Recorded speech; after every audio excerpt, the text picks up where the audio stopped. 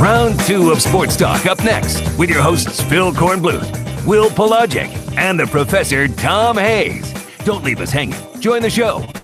956-7266. Welcome back. Hour 2 of Sports Talk, South Carolina Radio Network. On this Tuesday evening, Will Pelagic, Phil Kornbluth, Professor Tom Hayes with you. 800-956-7266. That's how you get in touch with us. We're following a lot of things this evening, including USC and Clemson baseball. Clemson has gotten themselves to the opening part of their inning with Kennesaw State. They were delayed about a half an hour, and it looks like the Gamecock game in Fluor Field in Greenville is going to suffer the same fate. Same system is going through Greenville that just went through Clemson.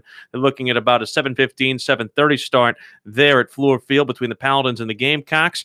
We're talking a lot about the Rice Commission that's going to come out tomorrow with Condoleezza Rice on college basketball and college athletics in general, and also going to get to some stuff on the Panthers draft with Marty Herney, the GM of the Carolina Panthers. He spoke today to the media. We're also going to talk to Kerry Tharp about the NASCAR happenings this week, including the return of Matt Kenseth. Again, 800-956-7266. You can find us on Periscope at SportsTalkSC, on Twitter at SportsTalkSC as well. And if you have our website, SportsTalkSC.com, you can find the links to all of those things there. Jalen Hurts, remember him from the national champion Alabama Crimson Tide? He basically, in essence, for all intents and purposes, got himself involved in a quarterback controversy by virtue of Tua Tagovailoa's performance in the national championship game after Hurts was ineffective for the first half of that game. His father, Averion Hurts, said very pointed comments to Bleacher Report last week. He said, "I told Jalen, you messed up. You opened the door, put yourself in the situation. Now it's up to you to dig yourself out. Coach Saban's job is to do what's best for his team. My job is to do what's best for Jalen. And make no mistake, he is a quarterback. He wants to play quarterback. He loves Alabama, Coach Saban, and everything about that place. He wants to play, and he will play.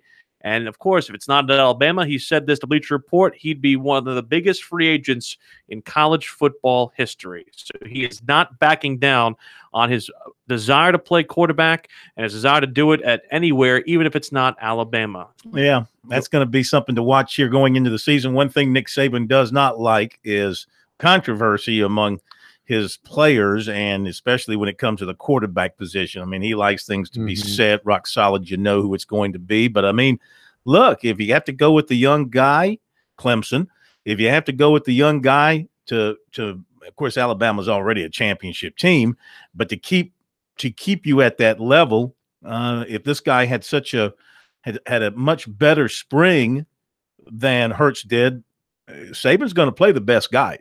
You know, he was not fearful to make the change in the second half of the national championship game and roll with the freshman and got it done for him, of course, and saved their bacon.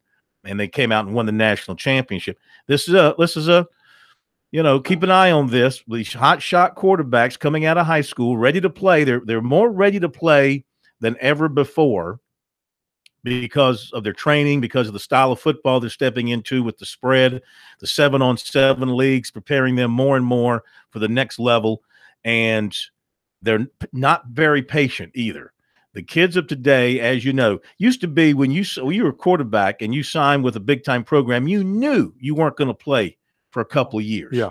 You weren't going to play. Now, if you're not playing by sometime in your redshirt freshman year, if you are redshirted, you're ready to leave and go somewhere else.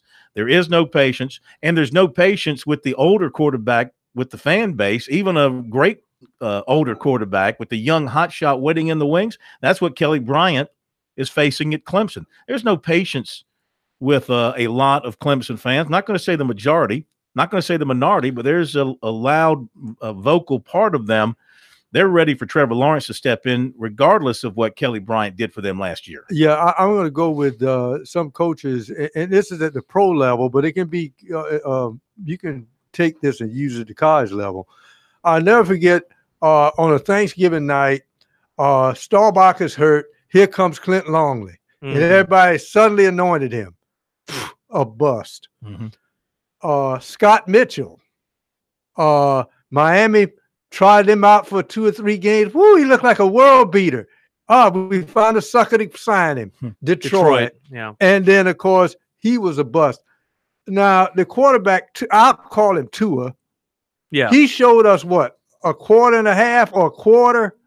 A half plus overtime. Yeah, once people get the book on him, suddenly now we see if he's got a counter punch. That's the key. Plus, the other thing about Alabama, as I always said, they win championships because of their superior lines of scrimmage. I'm not certain Alabama has won a championship under Saban when they did not have the second best quarterback on the field. Well, because of their dominating lines of scrimmage. Well, here's the other part of this, Corn. The difference between the Alabama situation and the Clemson situation is that we've got college tape on Tua and we've got college tape on Jalen. And the latest college tape on Tua is better than the latest college tape on Jalen. We don't have that on Trevor. We have potential with Clemson, and we have good tape on Kelly Bryant. Granted, you have a bad last memory of what happened in the last game against the Crimson Tide, as Clemson has taken a 2-0 lead on Kennesaw State. Logan Davidson has gone deep for the Tigers in that one. We'll keep you updated on that, as well as South Carolina and Furman. But in my mind, I think these two situations are incongruous in my mind. Yeah. Well, I just think, again, it's the nature of the game as we're seeing it now, especially in the spring. Everybody's antsy for the season to get here. They want some news. They want something to chew on, and nothing better than a quarterback competition somewhere to get your attention in spring football practice. And that's, Clemson has been in a situation where they haven't had a quarterback controversy for a few years. I mean, Deshaun Watson, once he became established as the starter, there was no question he was going to be the guy. There was no question. Well, I guess there was a little bit of competition last year before Kelly Bryant emerged. You cannot hold back greatness. And I'm not saying that Trevor Lawrence is ready for the Hall of Fame or anything like that. I'm going by what I've read from the guys up there that cover Clemson day in and day out, see him up close. And even our buddy Larry Williams at Tiger Illustrated wrote today that his feeling was that Trevor Lawrence might very well be the starting quarterback for the Furman game, but he is that far along. He's that mature. He's that advanced in the offense. It's not like it was with quarterbacks of the past when you had to bring them along slowly. And, it's not that Kelly Bryant had a terrible spring. He obviously had a good spring, just didn't have a very good spring game, and that's what everybody saw. So how much of that is optics then? Because all we got to see, for the most part, was the spring game. And the fact that the spring game for Trevor was so alluring and it was kind of pedestrian for Kelly. I mean, does that not strike you as a bit of a knee-jerk reaction just based off of one practice? Yeah, it does. I mean, that's typical spring, though. That's typical of what you see in a spring game. You see a hot shot in a spring game, and but how responsible of a decision is that? This is not a typical. Apparently, this is not a typical player, though, in Trevor Lawrence. This isn't a walk-on running back who rushed for 145 yards in the spring game. No. Okay, this is the #1 player in the country. Was it Keel Pollard who had like 7 catches for South Carolina in last year's spring game? Yeah, this is the #1 player in the country who, by all accounts, has lived up to that in every phase of the word and all aspects of the game. And I just go back to what the coaches said after the spring game. It led me to believe that they have left the door open for that transition to happen, possibly even before the Furman game, unless there's just you still have a few weeks of camp in the fall where things can change. And who knows how the two players or all those quarterbacks are going to play in that period. Things can change there. But I got the feeling coming out of spring that there's not much of a gap between Bryant and Lawrence in the minds of the coaches at this point. Yeah, I'll go back to the quarterback of the Minnesota Vikings and the New York Giants and the Georgia Bulldogs, who was dripping with sarcasm with all his comments. Fran Tarkenton always said the backup quarterback is the best quarterback on the field. You know why? Because they hadn't done anything yet. And until you see his warts, you don't know how good he is. The other guy you've seen, so you've already complaining about he is, and then this new girl comes into the prom and you want to dance with her. We got Billy in Surfside Beach on hold. We'll have him through the break as well, and we'll talk a little bit about the draft at large when we come back on Sports Talk.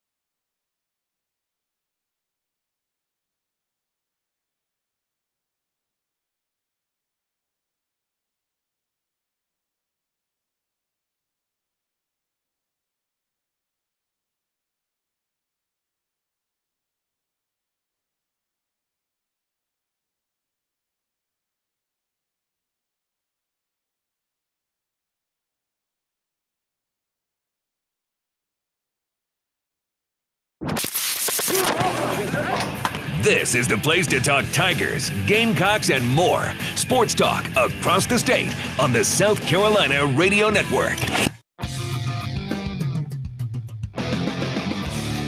Talk South Carolina Radio Network. Yes, Meek Mill is released. Corn. I know that. I know you have big. No big wonder I thoughts on haven't that. been sleeping well at night. I was worried about something. I didn't know what it was. He's appealing his ruling. They're basically allowing him to be released Why while was he he's in jail? appealing. I really don't. And why do the 76ers care?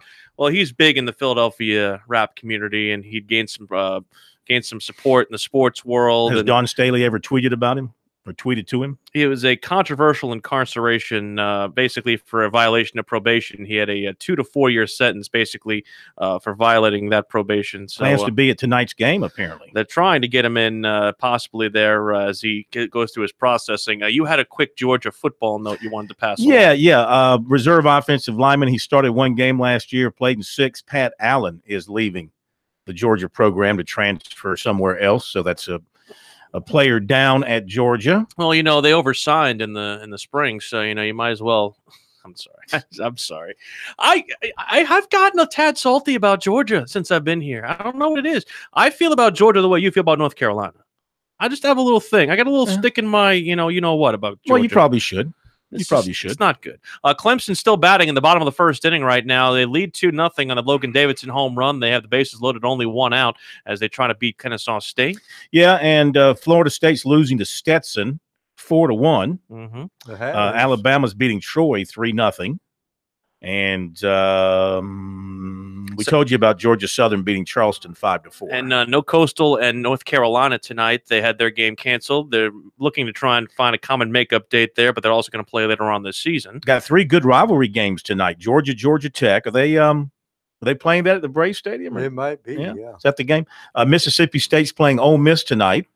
That's not a league game. It's a rivalry game. Right. Mm-hmm. And East Carolina's playing NC State. East Carolina is 30-9. South Carolina and Furman mired in a rain delay right now at Fluor Field in Greenville. We'll keep you abreast on that. Now, I was about to say that it's not a league game, but Mississippi State, for RPI purposes, if they're able to pull off a win against their rival Ole Miss, that'll be all for the good for them. 800-956-7266. We were talking about Clemson. We're also going to get some NFL draft coverage here. Let's go to Billy, who held through the break from Surfside Beach. Billy, what's on your mind tonight, pal?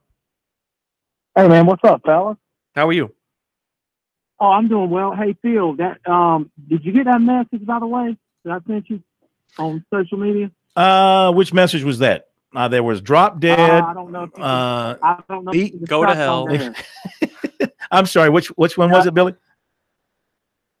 You know me. I'm down with this bad boy and all them, but I just moved to Surfside Beach about a couple of years ago. Yeah. I sent you a Facebook message. I was being comical and laying on the beach, and I just had to look up my buddy Phil Kornblum. I'll have to look. You sent that on Facebook. I don't go to Facebook, but about once every 3 weeks. So.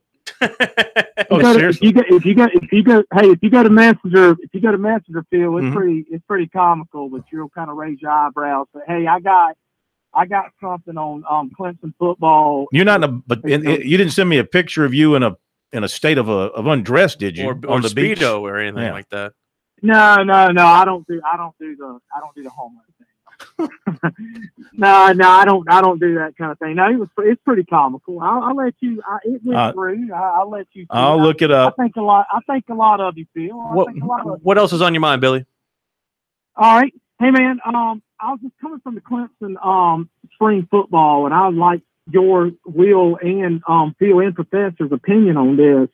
I just can't see the life of me Kelly keeping Trevor off. And I know, Will, you're adamant about you can't judge on a spring game. You can't judge because it's almost a 7-on-7. But, and I'll also add this, as a Clemson fan lifetime and going up to Death Valley many, many times and still going to Death Valley, it's almost to the point where it's almost national championship or bust. This team is loaded. And Phil, I heard you say something. This team, paraphrasing you said this team is just absolutely loaded. And that defensive line coming back and the secondary and the depth. And I just can't see the team on the schedule, regular season schedule, coming within double digits unless Clemson sleepwalks through one game. But I'll be honest with you, because the schedule's pretty light. Clemson's probably going to be preseason number 1. And I know people might raise their eyebrow with Alabama being defending national champions, but you know how this media thing and this poll thing goes. They're going on speculation and hypothetically. So anyway, I like your opinion on that, Phil. This team right here, it's national championship or bust.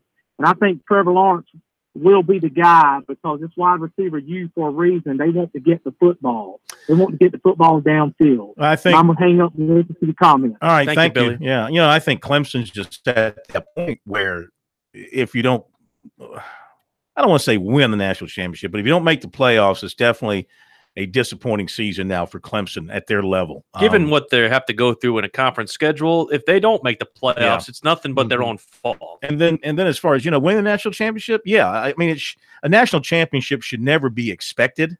That's too much to ask. I think in Clemson's case, an expectation to be in the playoffs is worthy, and disappointment if you don't make it. But this team should be in the playoffs again this year. I don't see any reason. This would be how many? This would be 4 years in a row. Mm-hmm. Yeah. And I see no reason why they won't make the playoffs. You look at them, you break them down. The offensive personnel is excellent. I think they've done a nice job of replacing the offensive linemen that they lost.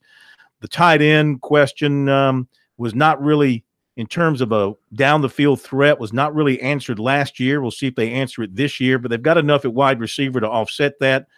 The running game is fine with who they've got back there. They got the one tight end they brought in who they really like, the freshman. Yeah. And then you've got the defense. I mean, what can you say about if they don't have problems at the safety spot, if they get it right back there, good gracious, there's just no weakness in that defense as I look at it. The defensive line will erase a lot of sins in the mid-level and in the secondary, in my opinion, because of their quick penetration up the middle. That discombobulates an offense quicker than anything else, having penetration in the backfield, whether it's a drop-back passing offense or a wishbone. You bury that inside with the inside rush is key. But I was getting back to the other thing, because historically, we can look over years when Southern California and Ohio State were always loaded, but they didn't win the championship that year. So you can be loaded, but things have to fall in place for you to win a title. As a perpetual skeptic, I almost feel like so much of what's being said about Trevor Lawrence, you have to separate legend from reality. And you have to keep in mind that, again, this guy does not have the skins on the wall that Kelly Bryant has. Now, does Kelly Bryant have major skins on the wall? He's got the hair. He has hair. That's what he has. But, I mean, I almost feel like the things that they're saying about Trevor Lawrence, I mean, it's almost to Chuck Norris levels right now. And I feel like it's become somewhat of a hero worship type situation right now, where it's almost as if you're disappointed if anybody other than the hair walks out there on September 2nd. I'm going to go at this at another angle. What's that? You want the guy to have tremendous confidence. Sure. However, you don't want to pump him up to the point where he can't meet that expectation. I think it's already there. And that's what's scary when you have a guy of this talent, because there's still that precarious little thing in the head which tells you, I'm doing this. And as suddenly as you throw 2 interceptions, you go, wait a minute, this is not supposed to happen to me. And then suddenly they kind of lose it. I don't think this kid is that kind of kid, but you don't want to rush him into anything that may be a negative down the road. Look, I'm the biggest naysayer out there from all the recruiting hype about a player. There's no question about that, okay? But I learned my lesson with Deshaun Watson, because for 2 years I heard about how great Deshaun Watson was in high school because he committed early. So we listened for 2 years about how great this guy was, and I kept saying, no way, it's not going to happen like that. And, of course, he proved that he was. And same thing with this kid. And, I mean, from what I saw in the spring game, I saw another arm. If I just closed my eyes and all I saw was the arm motion and the ball in flight and the way the ball landed in the midst of the receivers, I'm seeing Deshaun Watson all over again throw the football. I still think with experience, you don't know what you don't know.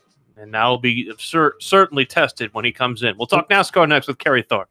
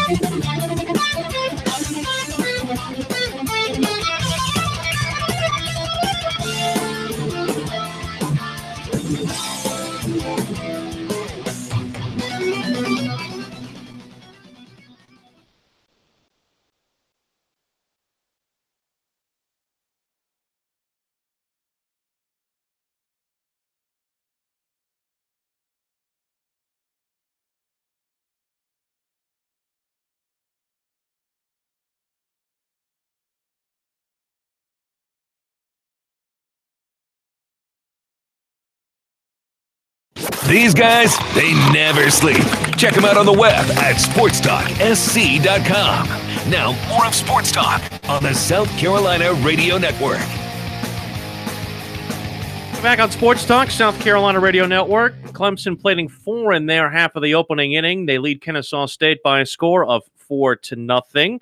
Also, South Carolina and Furman still yet to get going with rain in the upstate and apparently no umpires. Anybody want to volunteer? Per our friend Colin Taylor of Gamecock Central, he says he has not seen a one umpire. I suggest somebody from the media go out there and stand behind the pitcher and call balls. Throw Whittle out there. Whittle out there. Throw Whittle out there right in Whittle between. behind the catcher. It's a big target. Backstop behind the backstop. It's a big target. They'll learn to take the foul balls off the shoulder. So why would there be no umpires? I have noticed that. I mean, that is they were kidnapped. Mind-boggling for a major college baseball game. Maybe the weather got them delayed somehow with the rain. I mean, they all live locally. These are college umpires. I say all. I mean, they're within the area. And I imagine for a midweek game, they're not reaching too far out of the area to put their umpiring crew together. That's weird. You had a note about a new offer on South Carolina's basketball front. Yeah, USC, according to the player, Quincy Guerrier, might be Guerrier, Guerrier. He's 6'7". He's a 2019 kid out of Vermont. Apparently French as well. Yeah, apparently.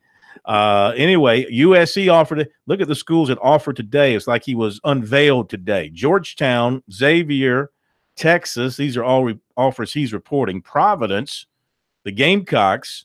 So those are some. So this must be somebody who's emerging after maybe they had an AAU weekend this past weekend. Maybe all these coaches watched him and said, "Oh, this guy's really good." A note of ACC interest: someone departing the conference for the Big Ten, former Wake Forest guard Keyshawn Woods will join Ohio State. He averaged almost 12 points per game for the Demon Deacons this past year. You know, if you're Danny Manning, you're like, man, Lost Every my year. big man. Last one out, Now turn out I'm the losing lights. my guard. I mean, this is – if I'm a college coach, I mean, on the one hand, you like the idea of being able to go out and shop and pull in somebody, but, man, when it bites you at home and you lose your players like that, you got to be thinking, this is ridiculous. I want to stop down on this because, again, we're seeing this similar situation here with South Carolina's basketball coach.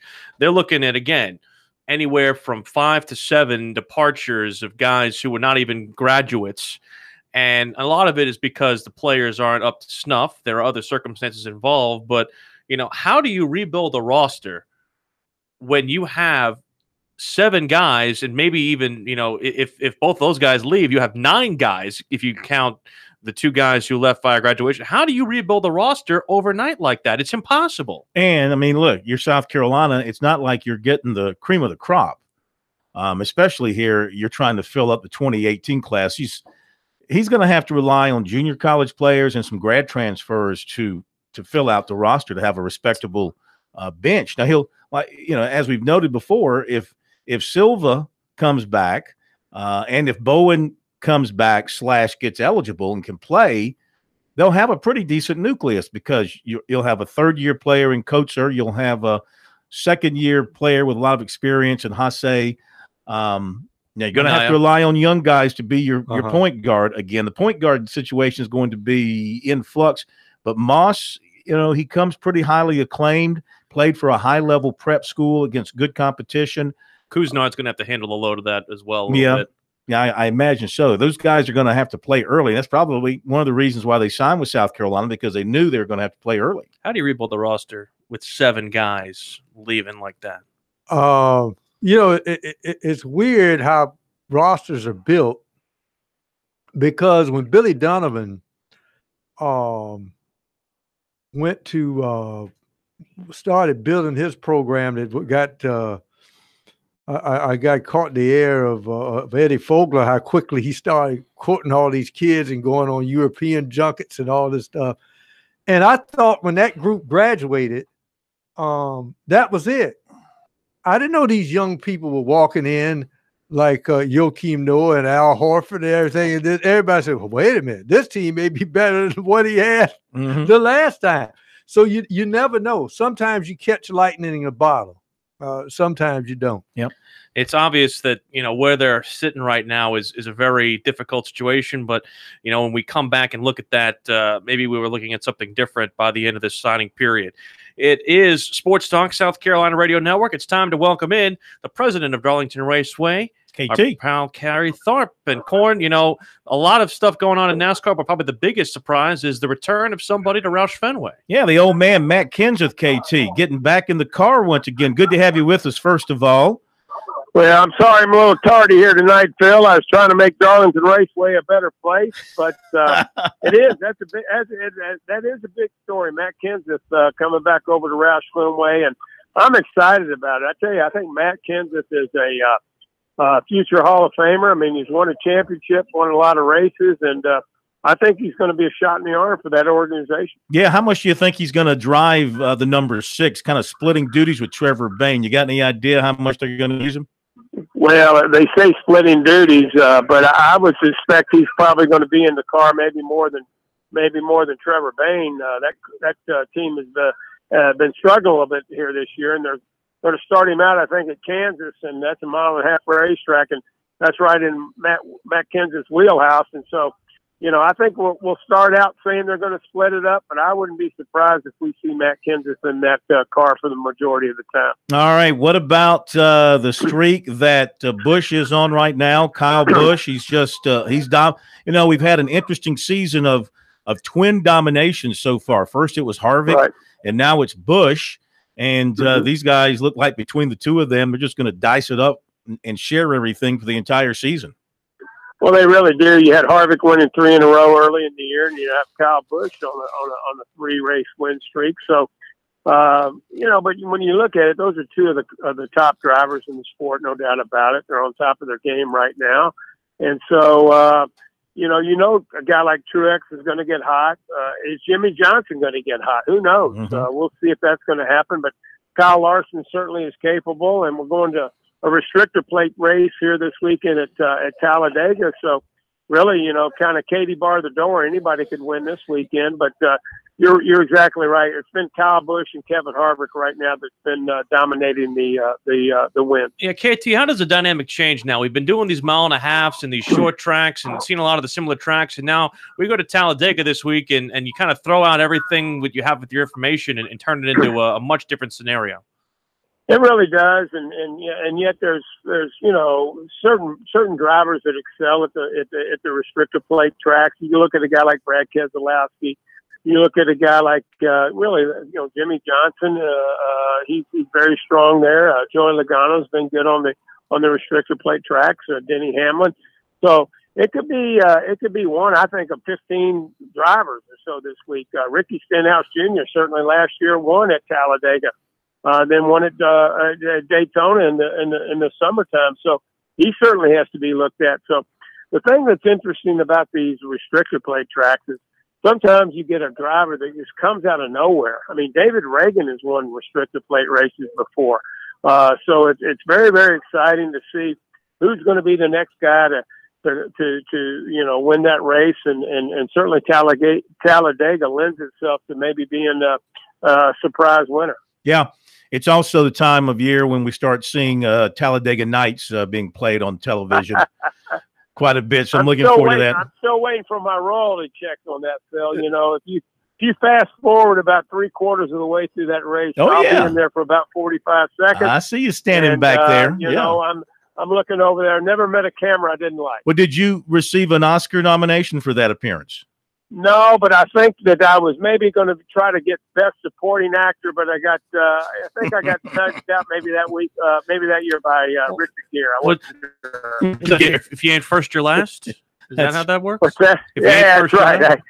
You're first or last. But I tell you, that was a lot of fun. That was years ago. It was my first year in NASCAR. Mm-hmm. All I knew is Jim Hunter, former Gamecock and former president of Darlington, who's with NASCAR at the time, told me just go down there and make sure they don't get in the way. And lo and behold, I was the one that got in the way.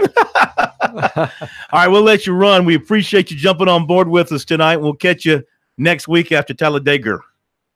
Sounds good, guys. I appreciate it as always. Thank you. Kerry Tharp, president of Darlington at Talladega, coming up. Talk more about that in the next segment, because I love Talladega and Daytona, and I hate Talladega and Daytona. We'll talk that, and also hear from Marty Herney, the Panther GM, when we come back.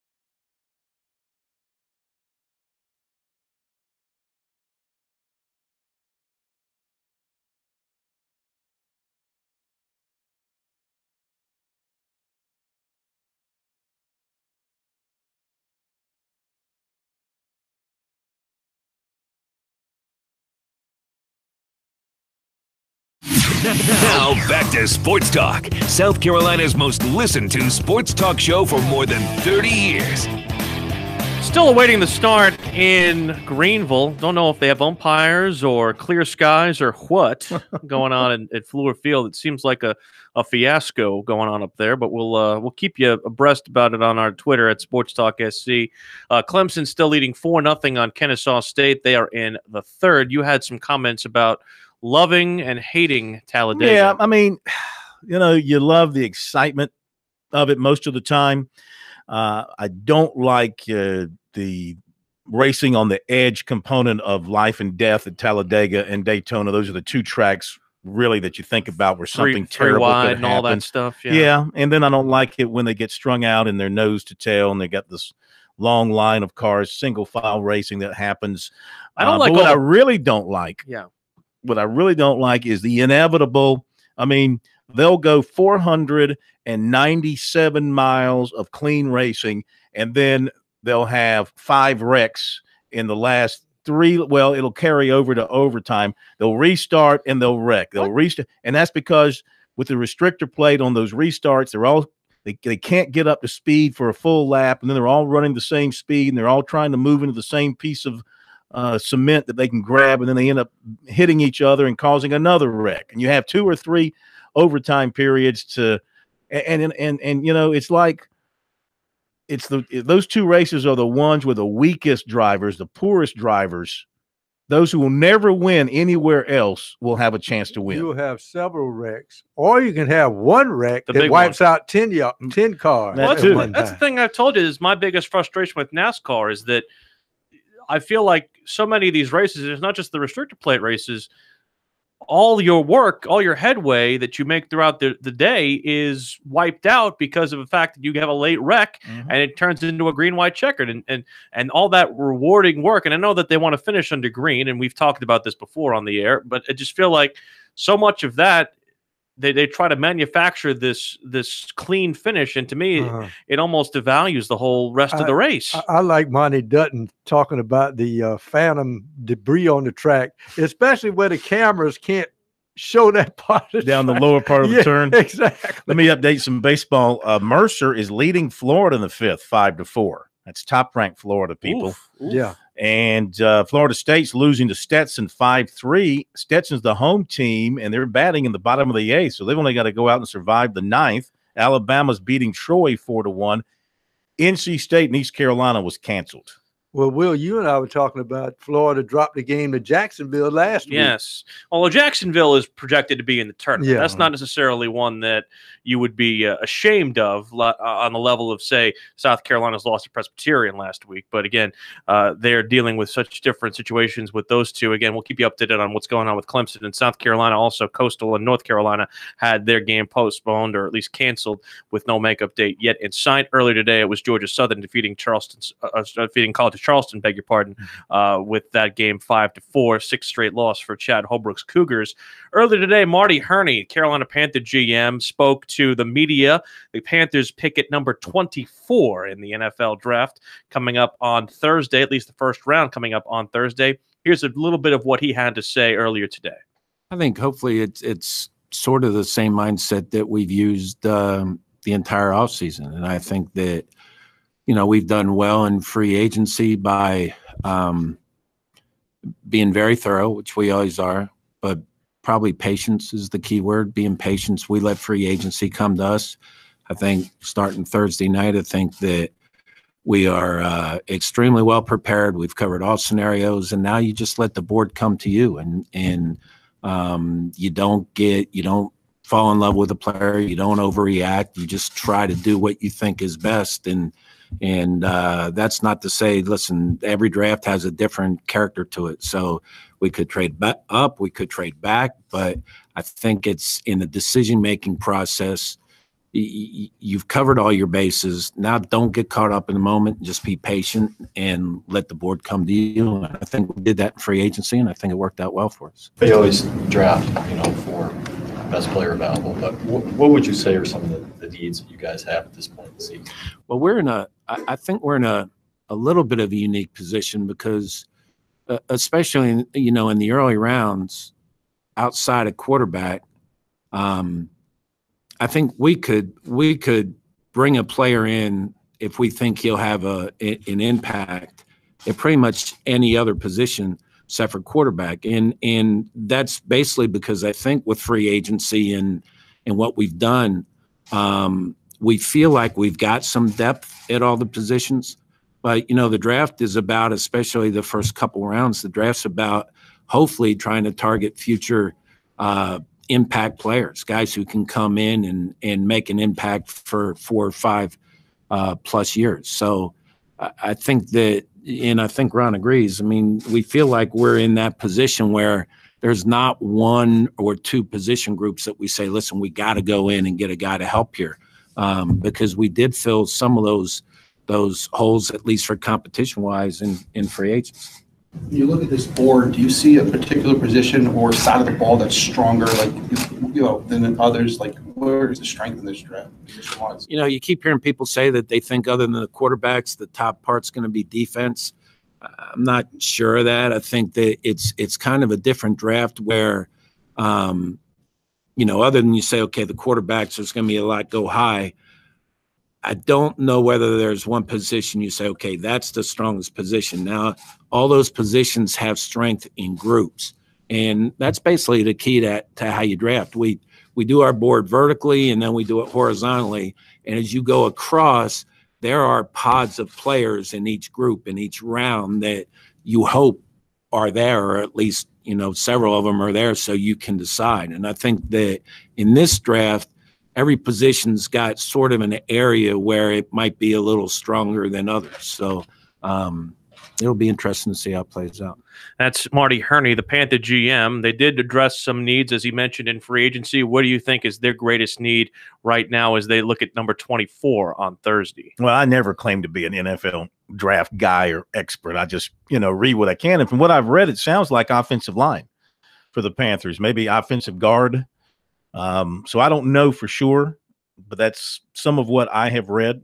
You never know what's going to happen, but I think with the players they've lost off their offensive line to free agency and the like, that's an area of need for them. And it's a remake basically with their coaching staff. North Turner now in there at offensive coordinator, Eric Washington, the new DC.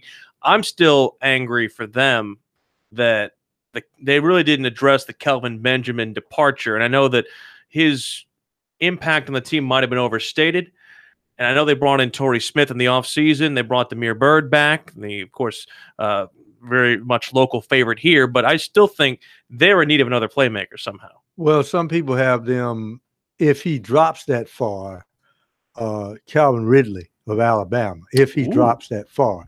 I'm not certain he will drop that far. But remember when Demir Bird stayed healthy all of the 2 games he did, the Panthers' offense looked lethal. Yes. Then suddenly he went down, and it became like a wing on an airplane without an engine. Right. One engine firing, the other one not. And I think, as Cam Newton gets older and you don't want him journeying out of that pocket and getting beat up, you need more weapons around him. I think they go in that direction. Well, I'm looking at a combo of mock drafts for the Panthers, and these are from some NFL expert types, of course, draft experts. One has them taking Mike Hughes. If you're a Gamecock fan, this draft is going to leave you with a major headache because you could have had Mike Hughes if Powers would have let that happen. He's going to be a first-round draft pick. You could have, and you did have Jair Alexander. He's going to be a first-round draft pick. Anyway, Mason Rudolph. Yeah. Insult to injury. Sorry. But then anyway, Mason Rudolph threw against teams that don't play defense. So you got Mike Hughes. One guy says Mike Hughes for the Panthers. They picked 24th, right? Yes. Hayden Hurst. Says one guy, Justin Reed, the safety from Stanford, and Jair Alexander, the other corner. So not my thinking of offensive line. I read that in the Observer last week. Maybe, it could be they don't know what they're talking about. He could get offensive lineman later in the draft, certainly. Clemson leads Kennesaw State 4-1. Again, we'll keep you updated on Sports Talk SC on Twitter about the start of the Furman, South Carolina game till tomorrow. Hey, if you're an umpire in the Greenville area, they need you. They need you.